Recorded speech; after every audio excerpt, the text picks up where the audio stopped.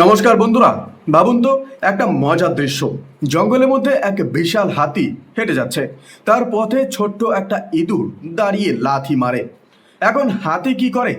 ইঁদুরকে দেখে হাসে, একেবারে পাত্তা না দিয়ে সামনে এগিয়ে যায়। অথচ ইঁদুর ভাবে, আহা, আমি তো দারুণ কাজ করে ফেললাম, দেখো হাতি ভয় পেয়ে পালিয়ে গেল।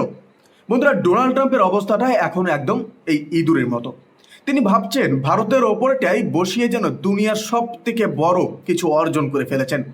কিন্তু আসল সত্যি হলো, ভারতও তো হাতি, এমন এক দেশ যাকে এইসব ছোটোখাটো লাথি কিছুই করতে পারে না।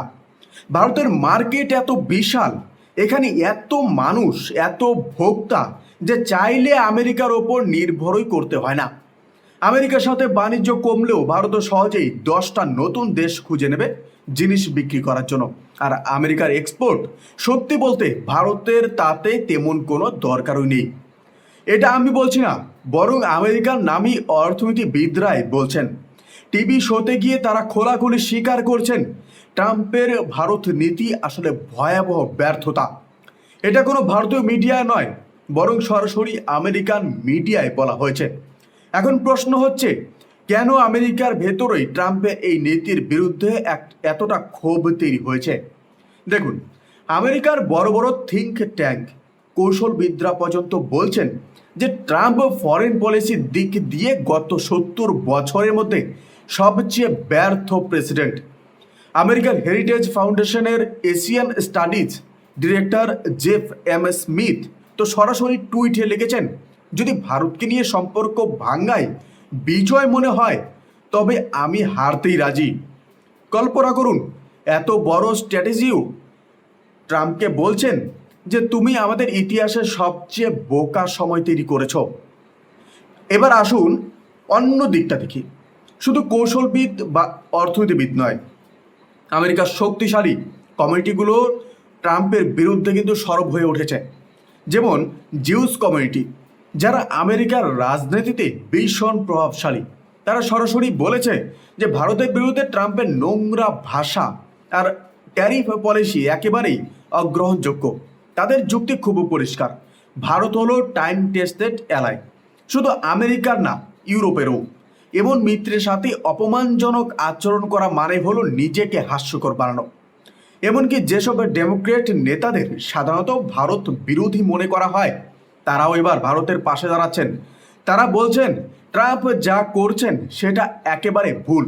বন্ধুরা, একটা কথা খেয়াল করেছেন, আমেরিকার ভিতরেই শুধু ট্রাম্প বিরোধিতা পাচ্ছেন না, তার নিজের রিপাবলিকান পার্টির ভেতরেও বিদ্রোহ শুরু হয়ে গেছে।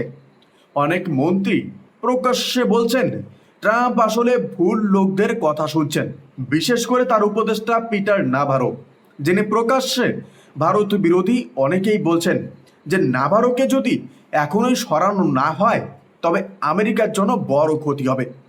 অর্থাৎ ট্রাম্পের নিজের ক্যাবিনেটের ভেতরেই এখন ফাটল ধরেছে।